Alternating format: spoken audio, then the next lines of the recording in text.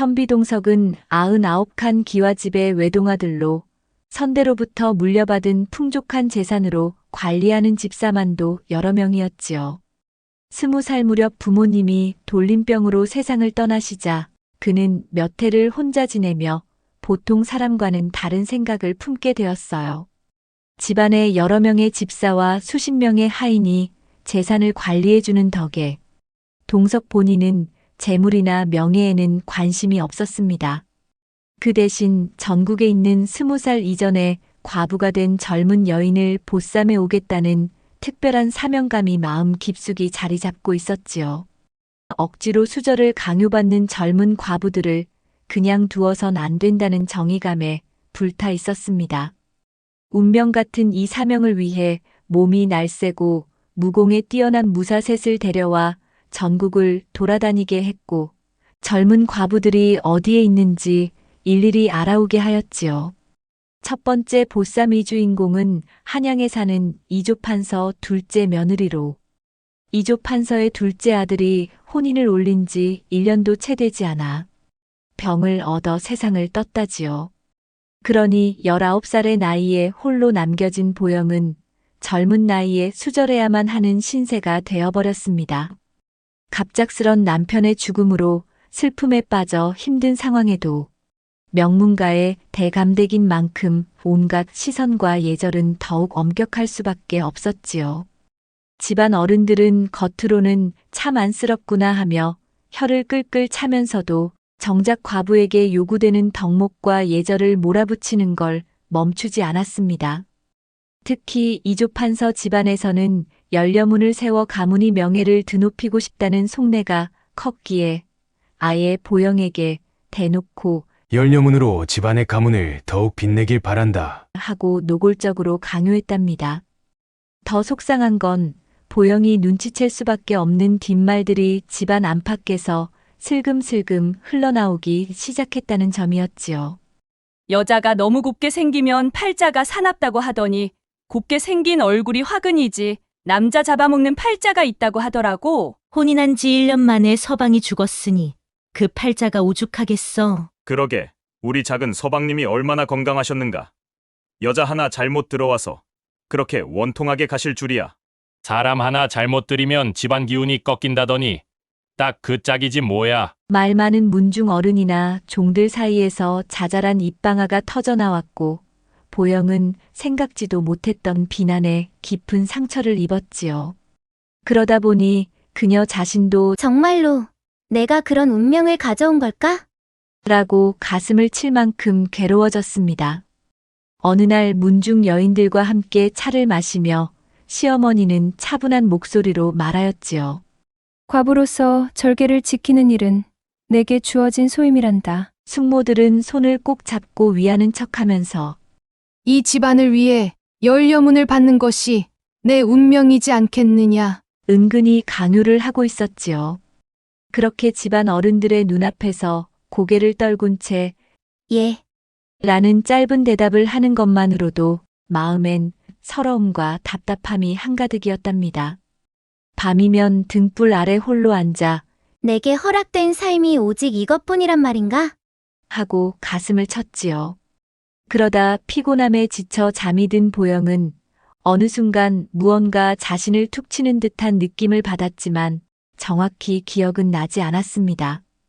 그리고 정신을 차려보니 눈앞에 보이는 것은 낯선 방 안의 공기였지요. 처음엔 내가 꿈을 꾸는 걸까? 싶어서 볼을 꼬집어 보았는데 생생하게 아팠지요. 그제야 보영은 이곳이 자기 방이 아님을 깨닫고 가슴이 두근거리기 시작했습니다. 낯선 사내가 보영을 내려다보고 있었지요. 보영은 본능적으로 품속에서 조그만 은장도를 꺼내들었습니다. 부인 놀라지 마시오. 당황스러우시겠지만 제 말 좀 들어보시지요. 그러자 보영이 떨리는 목소리로 외쳤습니다. 나는 현 이조판서의 둘째 며느리여.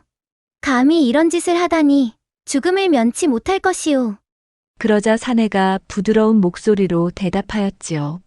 저는 김동석이라 합니다. 부인의 외로운 처지를 알고 이곳으로 모셔온 것이지요. 아니, 알고도 이런 무례한 짓을 했단 말이오? 보영이 격앙된 감정을 숨기지 않고 호통을 치자 동석은 더 놀라지 않도록 조심스레 차근차근 설명을 이어갔답니다. 이조판서 댁 며느님이시라는 것을 모를 리 있겠습니까? 나는 새도 떨어뜨릴 만한 대단한 집안이라는 것도 알지요. 하지만 부인께서 어떠한 처지에 놓이셨는지, 얼마나 무거운 굴레를 짊어지셨는지 다 알기에 모셔온 것이오.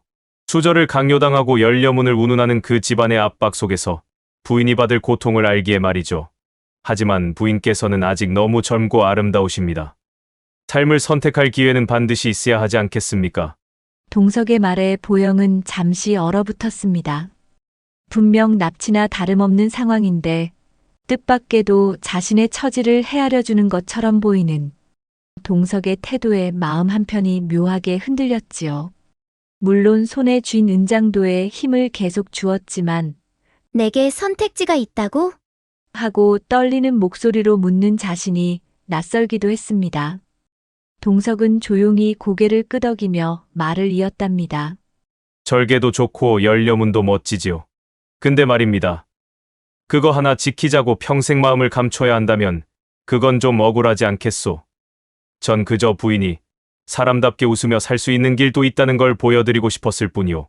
부인 인생을 가문에 희생하며 살지 않기를 바랄 뿐이요. 부인의 삶인데 남들 입에 맡겨둘 순 없잖소.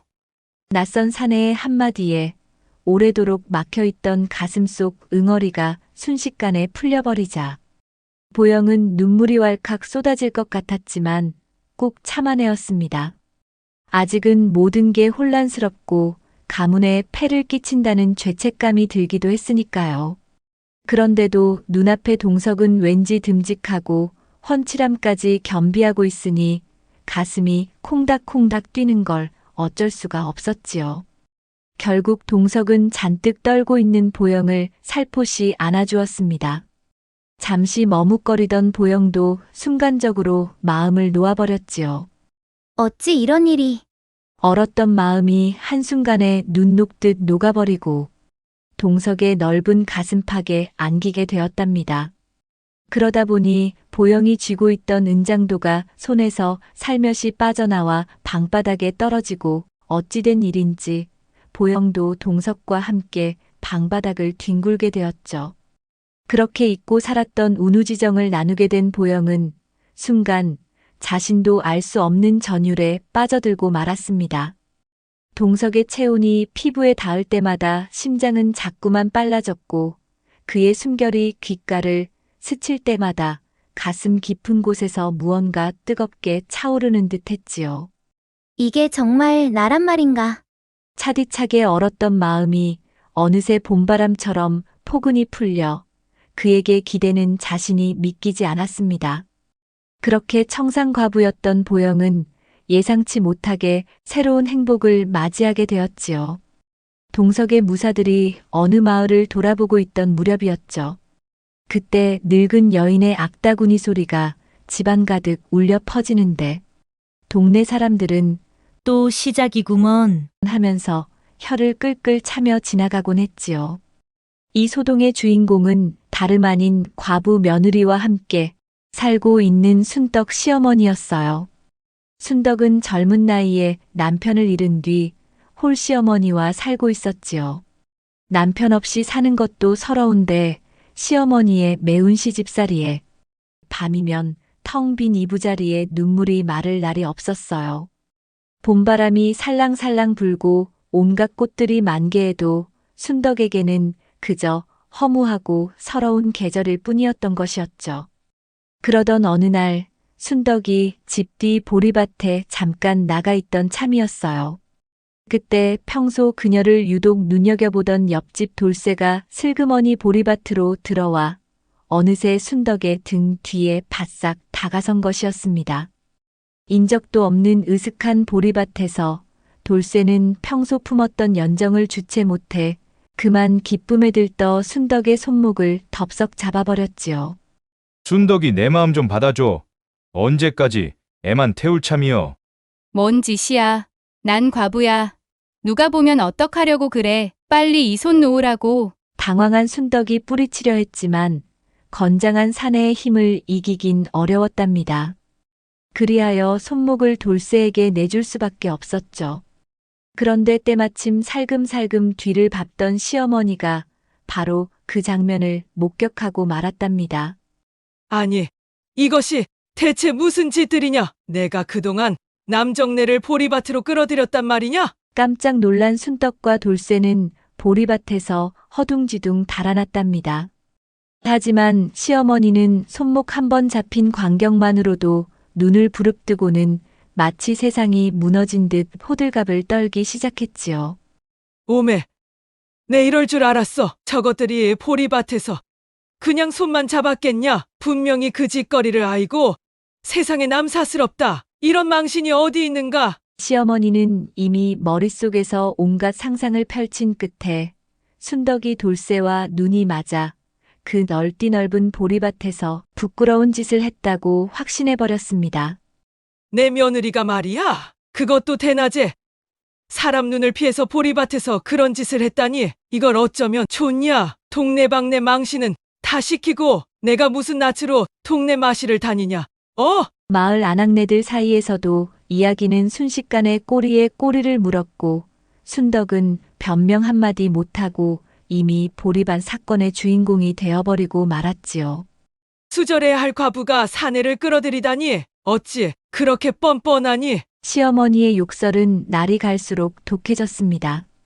사실 시어머니도 젊은 시절 과부로 지내며 외로움을 알았을 텐데 유독 순덕에게만 가혹하게 굴었지요. 어린 나이에 과부가 된 것도 서러운데 시어머니의 구박에 시달리는 서러움은 순덕이 감당하기엔 너무 힘든 삶이었습니다. 그러다 보니 순덕은 시어머니가 마실이라도 나간 날이면 서러움에 울고 또 울었지요. 그런데 한 번은 놀러온 순돌 할머니가 우는 순덕을 보고 깜짝 놀라 다가왔습니다. 무슨 일이길래 이렇게 서럽게 우느냐? 시어미가 또 무슨 독한 말을 했단 말이냐? 따뜻하게 달래주는 순돌 할머니 앞에서 순덕은 이제껏 꾹꾹 눌러 담았던 억울함을 몽땅 쏟아냈습니다. 이야기를 다 들은 순돌 할머니는 울분을 토하듯 말씀하셨지요. 똥 묻은 개가 겨 묻은 개 탓한다더니 딱 그 꼴이구먼. 이제 더 이상 못 참겠다. 참는데도 한도가 있지. 너도 알아야 할 건 알아야겠구나. 내 시어미도 과부로 지내던 젊은 시절에 온 동네가 떠들썩할 만큼 서방질을 했단 말이다. 글방 훈장을 좋아해서 밤에 몰래방에 들어갔다가 들키기도 하고 동네 머슴하고 물레방앗간에 갔다가 음란죄로 북을 메고 조리돌림까지 받았잖니? 그런 사람이 손목 한 번 잡힌 너를 환양년이라고 몰아붙이는 건 도무지 말이 안 되지. 순돌 할머니의 말에 순덕은 시어머니에 대한 분노가 올라왔답니다. 자기 과거는 태연히 숨기면서 며느리는 망신 주고 욕보이는 게 참으로 어이가 없었지요. 그런 사실을 알게 된 동석의 무사들은 순덕을 데려가기로 계획하였답니다. 더는 그 무서운 시어머니와 한 집에 살게 두는 건 아니다 싶었지요. 그리하여 순덕은 보쌈으로 동석이 집에 오게 되었고 기절에서 깨어난 순덕은 너무 놀랐는지 한동안 정신이 멍하게 앉아 있었어요. 낯선 남정네와 낯선 공간, 그리고 사방의 호화로운 살림살이가 눈에 들어오니 꿈인지 현실인지 구분조차 안 되었답니다. 동석은 그런 순덕을 조용히 지켜보다가 차근차근 말을 건네기 시작했답니다. 많이 놀라셨지요. 부인을 제가 보쌈을 해왔습니다. 너무 놀라지 마세요. 부인을 이렇게 모시고 온 이유는 시어머니 구박에 시달리는 걸 보고만 있을 수 없었소. 나는 그저 부인을 편안히 지내게 해드리고 싶었을 뿐이오. 그 부드러운 말투에 순덕은 겨우 정신을 추슬러 입을 뗐답니다. 이게 정말 꿈은 아니겠지요? 도무지 무슨 영문인지 잘 모르겠어요. 순덕은 두려움 반, 혼란스러움 반이었지요. 하지만 동석의 얼굴을 보자 사기꾼 같거나 나쁜 사람 같지는 않았지요. 그리하여 순덕은 오묘한 안도감을 느꼈답니다. 그렇다면 이제 저는 이곳에서 선비님과 함께 살아야 합니까? 내 부인은 이제 이곳에서 자유롭게 누구에게도 구박받지 않고 여러 부인과 즐겁게 살아갈 수 있습니다. 여러 부인이라니요? 네. 이곳에는 보쌈으로 온 많은 여인이 자유롭게 모여 살고 있습니다. 순덕은 이 상황이 도무지 받아들여지지 않았지요. 부인, 너무 걱정하지 마시오. 여기서는 눈치 볼 사람도 없고 시어머니 구박도 없소. 생각해 보시오. 혼자 속 끓이고 우울해하느니 좋은 사람들과 더불어 사는 게 훨씬 낫지 않겠소. 그리고 이젠 더 이상 홀로 외로운 밤을 보내지 않아도 된다오. 내가 있으니. 하하하. 동석의 자신감에 순덕은 마음이 조금은 편안해지기는 하였지만 뒷일을 책임질 만한 사람인지 확인을 해야 했지요. 좋아요. 그럼 나도 확인을 해봐야겠네요. 날 이렇게 데려왔으니 당신도 책임질 생각은 있겠지요? 혹시 나중에 무슨 일이 생겨도 끝까지 책임을 질 수 있단 말이지요? 순덕이 무심한 듯 툭 내뱉었지만 속으로는 그래도 뭔가 든든하네. 라는 생각이 들었답니다.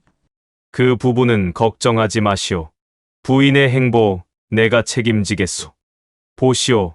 이 튼튼한 팔다리를. 힘도 아주 세다오. 부인의 밤도 만족하게 채워줄 것이오. 동석의 자신만만한 말에 순덕의 가슴이 콩닥콩닥 뛰었어요. 사실 남편이 죽고 난 뒤로 의지할 사람이 없었으니 내가 지켜주겠다는 소리는 순덕의 마음을 든든하게 하였어요.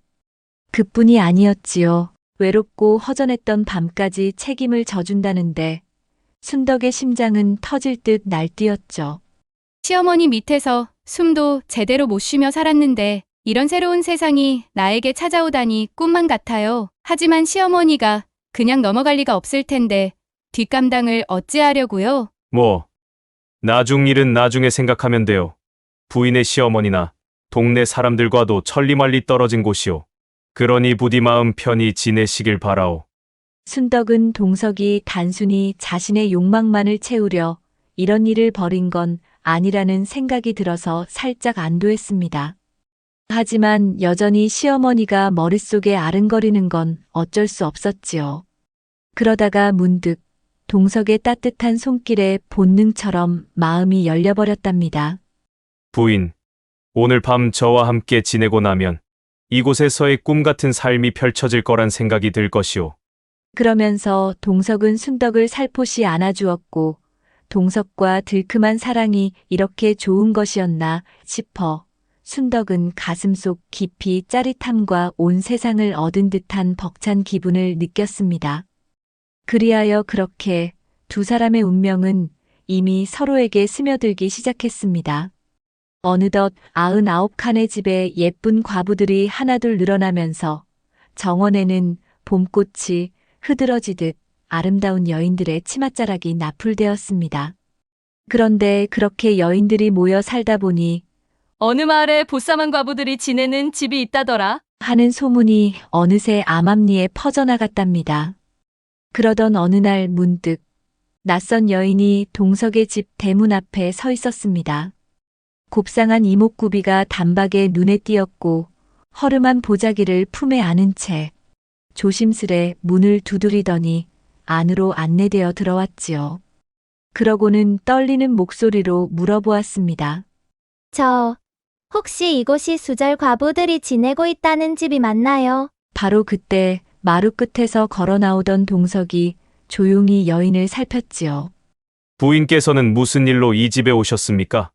여인은 깊이 숨을 고르더니 마침내 마음속 이야기를 털어놓았습니다. 수절하며 살다가 견디기 힘들어 도망쳐 나왔습니다. 듣자 하니 이곳에서는 과부로 사는 여인들이 새 삶을 찾을 수 있다고 해서 혹시나 하는 마음에. 동석이 가만히 그녀를 보니 겉보기엔 단정하고 차분해 보였지만 내면은 이미 외로움과 쓸쓸한 마음의 눈빛은 감출 수 없었지요. 동석은 껄껄 웃으며 반갑게 맞았습니다. 맞습니다. 여기는 수절과부들이 함께 모여 사는 곳입니다. 잘 오셨소. 덕분에 우리 무사들의 수고를 덜어주셨군요. 아무튼 환영하오, 부인. 그 따뜻한 환대에 여인은 참았던 한숨을 푹 내쉬며 작게 인사를 건넸답니다. 이렇게 반겨주시다니 정말 고맙습니다. 마침 긴장이 풀리는 순간 여인의 배에서 꼬르륵 소리가 크게 들렸지요. 새벽같이 시댁을 빠져나오느라 허겁지겁 달려왔으니 배가 고플 만도 했던 것이었죠. 여인은 얼굴이 붉어지며 살짝 웃었답니다. 동트기가 무섭게 도망 나오느라 아무것도 먹지 못했더니 민망하네요. 동석은 하인을 불러 여인을 실방으로 안내하고 곧바로 따뜻한 밥상을 차려 오도록 일렀습니다. 푸짐한 밥을 배불리 먹은 뒤에서야 여인은 자기 속내를 털어놓았습니다. 과부라는 굴레에 스스로 갇혀 모든 걸 포기하고 살 필요가 있을까? 그런 의문을 늘 품고 살고 있었지요. 그러던 참에 이런 곳이 있다 하여 이런 과감한 행동을 하게 되었답니다. 라며 그녀는 당당하게 자신의 마음을 털어놓았습니다. 그런 그녀에게 동석은 가볍게 농담을 던지며 마음을 풀어주려 했습니다. 여긴 자유를 찾자고 모인 자리라지만 세상 사람들 눈엔 우리가 절개를 내팽개치고 정숙함을 벗어던진 여인네들로 보일 겁니다. 부인, 혹시 돌맞을 각오 되셨습니까? 그러자 여인은 살며시 미소 지으며 대답했답니다. 돌 맞는 것이 나을 수도 있겠지요. 억지로 정조를 보장하며 사는 게 훨씬 더 힘들었습니다. 하루를 살아도 나로 내 인생을 살고 싶습니다. 이런저런 이야기가 오가는 중에 이미 집안에 있던 다른 부인들도 어느새 슬쩍 다가와 여인을 둘러보았답니다.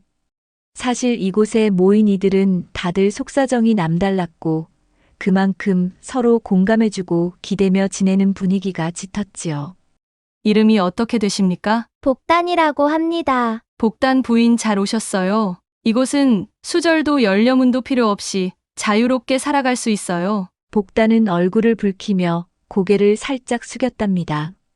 고맙습니다. 이제껏 남의 눈치만 보며 살아온 세월이 너무 길었습니다. 이때 동석이 미소를 지었습니다. 이 집에는 법도니 수절이니 그런 것은 없습니다.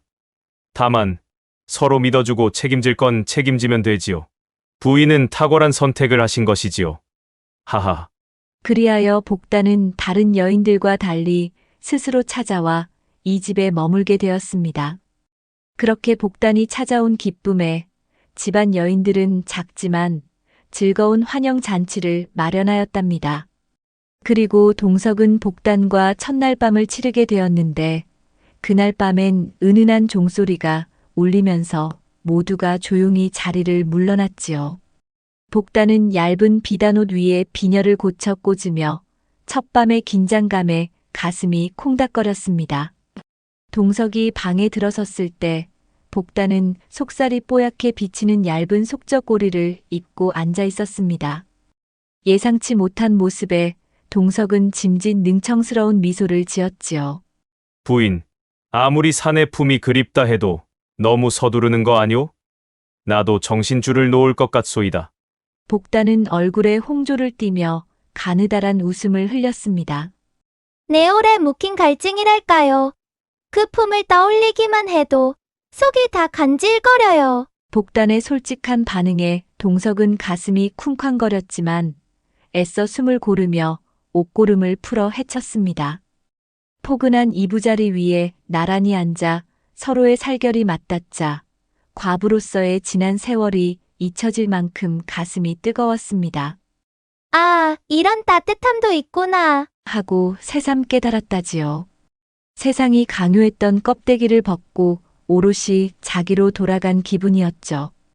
그렇게 이어진 동석과의 초야에서 복단이 수절하며 살아온 고단한 세월이 부드럽게 녹아내렸답니다. 이 집에 들어올 다른 여인들 역시 이런 자유와 따뜻함을 함께 누리며 살아가는 것이 동석이 꿈꿔온 억압이 아닌 믿음으로 이어지는 집이었기 때문이었지요. 그렇게 이 집의 봄날은 또 한 번 살포시 피어오르고 있었답니다. 경상도 어느 마을에 연려문을 세울 정도로 정조를 지키며 살고 있는 단아한 과부가 있었지요. 그 이름은 바로 이화였어요. 남편을 일찍 떠나보냈음에도 자그마한 체구에 언제나 고운 옷매무새를 정갈하게 다듬고 단정한 미소를 머금고 살아가는 모습이 참 곱고 아름다웠지요. 이화는 어린 시절부터 학문과 예절 교육을 차근차근 익혔기에 정조란 단지 미덕이 아니라 목숨 같은 존재로 여기며 지냈어요. 그래서 마을 사람들은 저분은 반드시 열려문을 세워 주어야 해. 라며 칭송하곤 하였지요. 하지만 세상 이치가 늘 그렇듯 남들이 보지 못하는 속사정도 있었지요.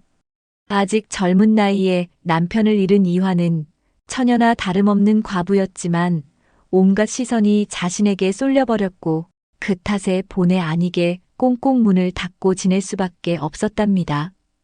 바람이 살짝만 불어도 혹시 옷자락이 나부껴 남의 눈에 거슬리지 않을까 싶어 조바심 낼 만큼 말이지요. 이화 이야기를 들은 동석은 솔직히 좀 의아했지요. 보쌈이라는 게 대개는 외롭고 딱한 처지의 과부를 데려오는 일인데 이화는 수저를 천성처럼 받아들이며 잘 살고 있기 때문이었지요. 그런데 어느 날 이화가 겉으론 열려라 칭송받고 있다고 해도 실상은 전혀 행복하지 않다는 뜻밖의 말이 동석의 귀에 들려왔습니다. 칭송은 많이 받지만 저렇게 삶 전체를 저당 잡힌 채 살아가는 게 과연 행복하겠습니까? 밤마다 등불만 켜놓은 채 멍하니 천장만 바라보다가 겨우 잠든다더군요. 제발 이화를 보쌈에 가서 새로운 삶을 살도록 도와주세요. 그 사람이 바로 이화의 친오라버니였답니다. 이화는 아직 한창 젊은데도 마치 스스로를 감옥에 가둔 듯한 삶을 살고 있어요. 한 번쯤은 진짜 자유가 어떤 건지 느껴보게 해줄 순 없겠는지요. 그런 간절한 마음이 담긴 부탁이었지요. 동석은 망설였지만 그래. 한번 저 착하고 강직한 과부를 참된 자유의 길로 이끌어보자. 열려 대접받는다고 꼭 행복한 건 아니니까. 하고 마음먹었답니다. 그리하여 동석이 무사들과 함께 이화 부인을 살포시 보쌈에 왔는데 이화는 순간적인 충격에 기절했다가 깨어났답니다. 눈을 뜬 뒤에는 잔뜩 경계하는 눈길로 주위를 둘러보았지요. 동석은 예의를 차리느라 한 걸음 물러나 앉아 낮은 목소리로 상황을 설명했답니다.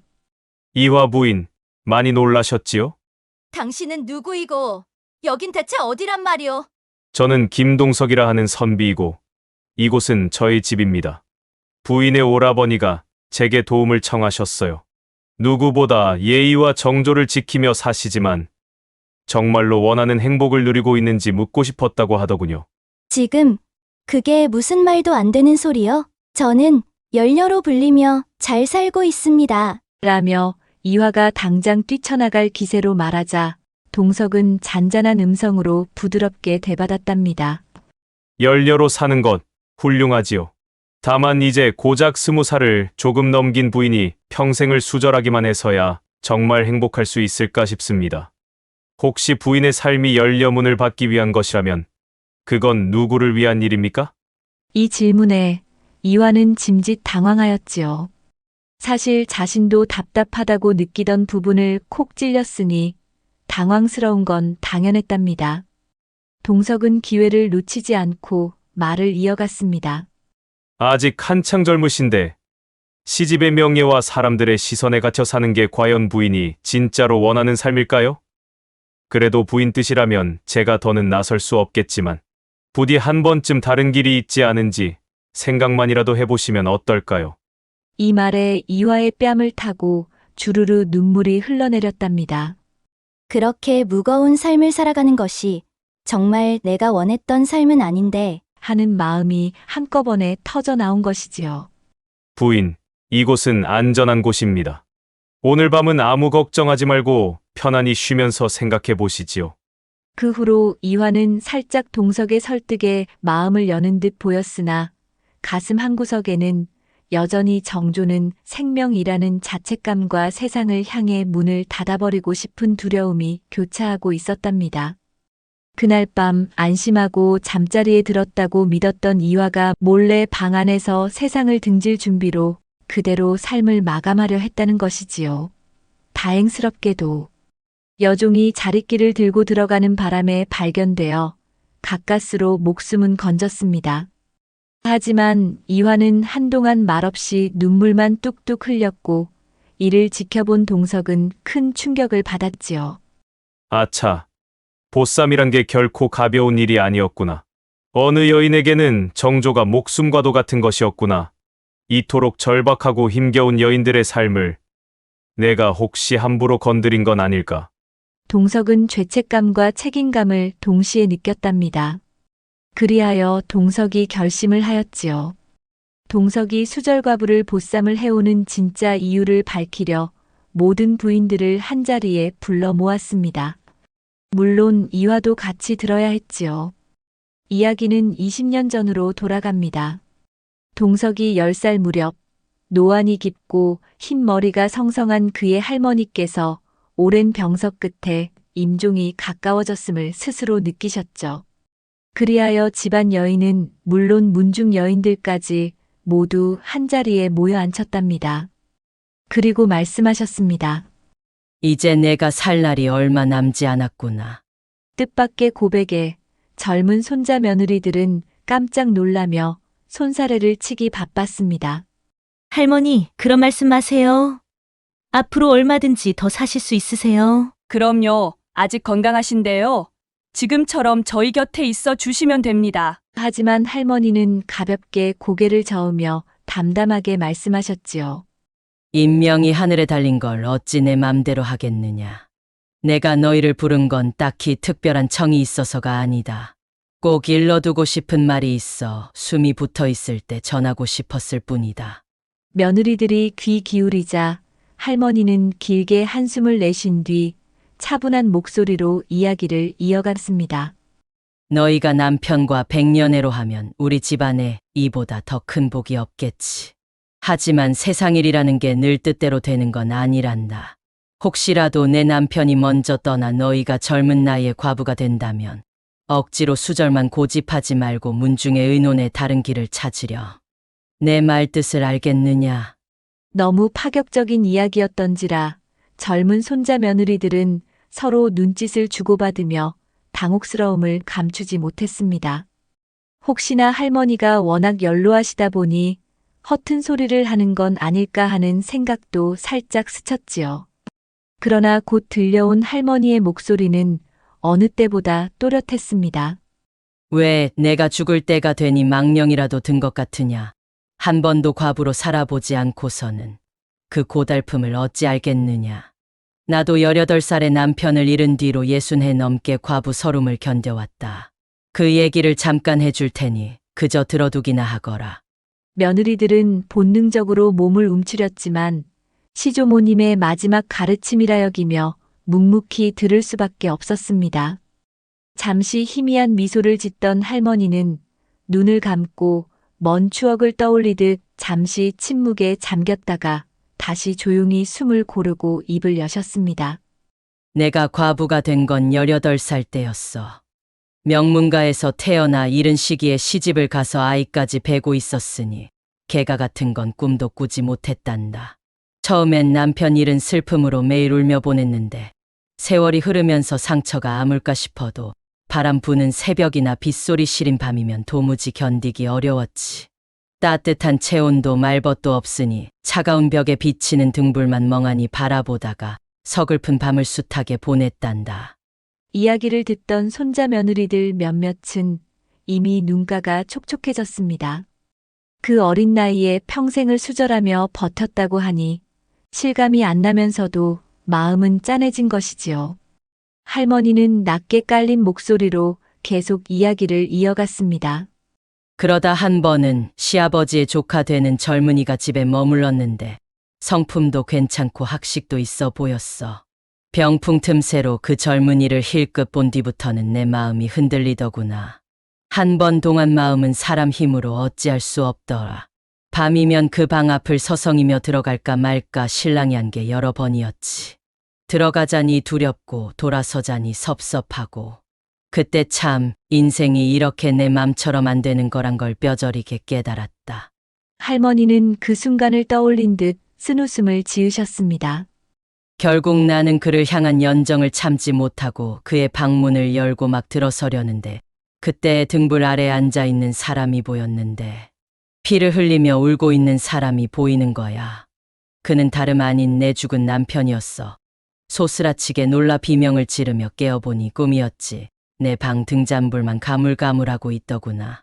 그 순간 젖먹이가 울음을 터뜨려서야 정신을 차렸는데 그때 이미 내 정졸한 것이 허물어졌을지도 몰라. 그 말을 들은 며느리들은 입을 다물 수가 없었습니다. 충격적이면서도 얼마나 외롭고 힘들었으면 이런 꿈까지 꿨을까 하는 생각에 마음이 짠해졌지요. 할머니는 아득한 기억을 되짚어 본 듯 목소리를 가늘게 떨며 덧붙이셨습니다. 그 일이 있은 뒤로 난 마음을 접고 과부로서 지켜야 할 것을 지키며 아들만을 바라보며 살아왔지. 세월이 흘러 문중과 양가에서 열렬하 추앙받았지. 하지만 솔직히 말하자면 결코 편하거나 즐거운 길은 아니었단다. 그 긴 세월 홀로 자신과 싸우면서 살아온 삶이란 그리 녹록한 삶이 아니었단다. 그래서 너희에게 당부하는 거다. 굳이 평생을 과부로 살지 않아도 된다. 남편이 먼저 떠났다면 이젠 세상도 달라졌으니 마음이 가는 대로 다시 시집을 가든 다른 방도를 찾든 스스로를 더 소중히 여기거라. 그러고 나서 할머니는 편안한 미소로 마지막 숨을 고르기 시작했습니다.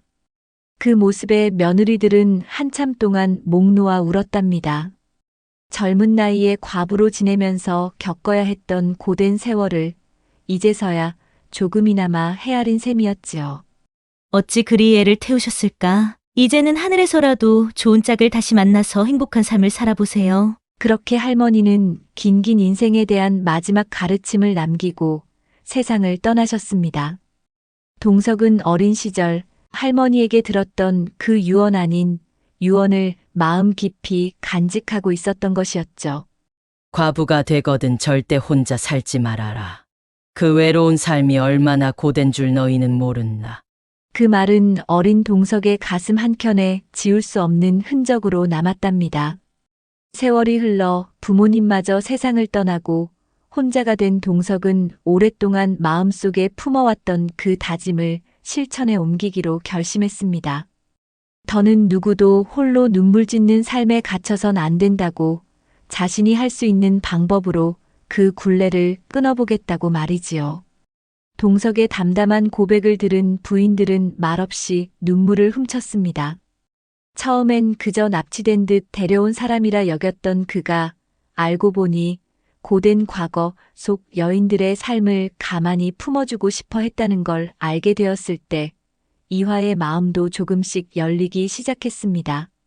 돌이켜보면 조금 무모하고 무례한 방식을 택했을지도 모르지요. 하지만 수절 과부로 홀로 외롭게 사느니 이곳에서 다시 삶의 의미를 찾아보는 편이 낫지 않을까 싶었습니다. 그러니 이화 부인도 다른 분들과 함께 마음 편히 지내시고 죄책감은 내려놓으시면 어떨까 합니다. 그 울컥한 공감은 말없이 흘러내리는 눈물로 이어졌고 그 방 안엔 조용하지만 깊은 울림이 감돌았습니다.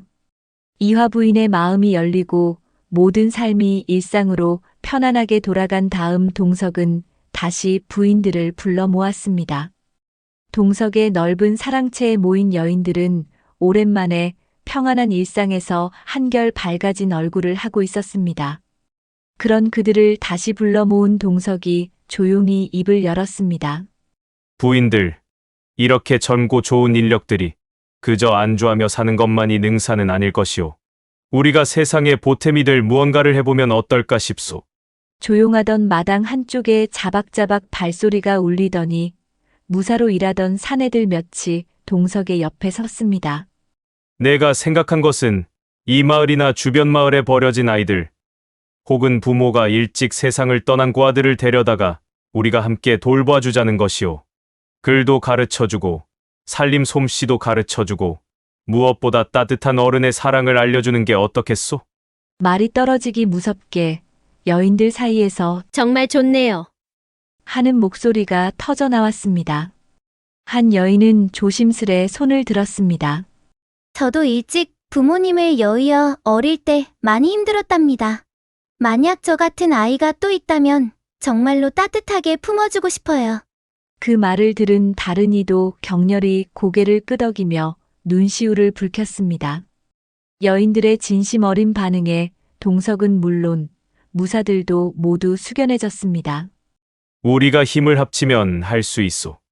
내가 가진 재산이며 여러분이 가진 지혜와 손재주, 그리고 우리 무사들의 발걸음이 어우러지면 못 해낼 일이 뭐가 있겠소?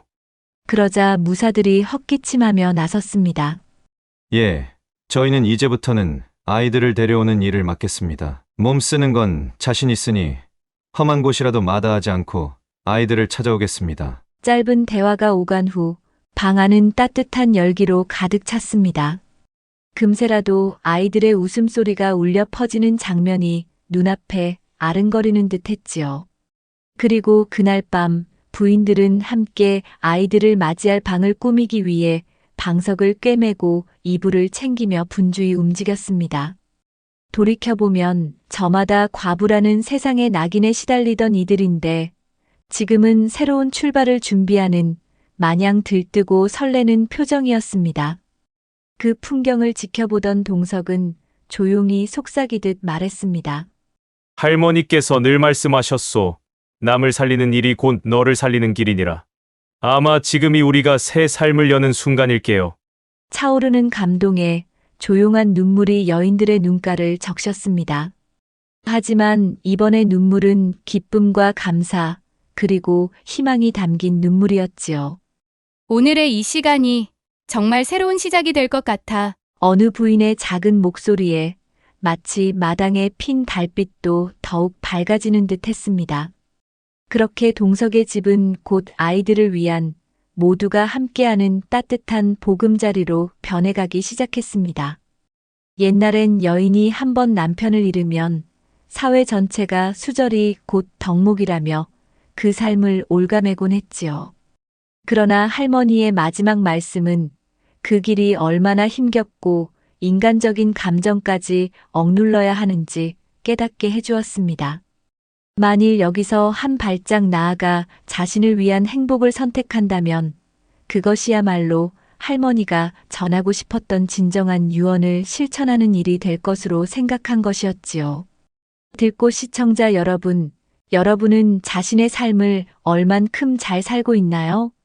주위 환경에 억눌리지 않고 자신의 삶을 자유롭게 살아간다면 그것이야말로 진정한 내 행복한 삶이 아닐까 생각해 봅니다. 감사합니다.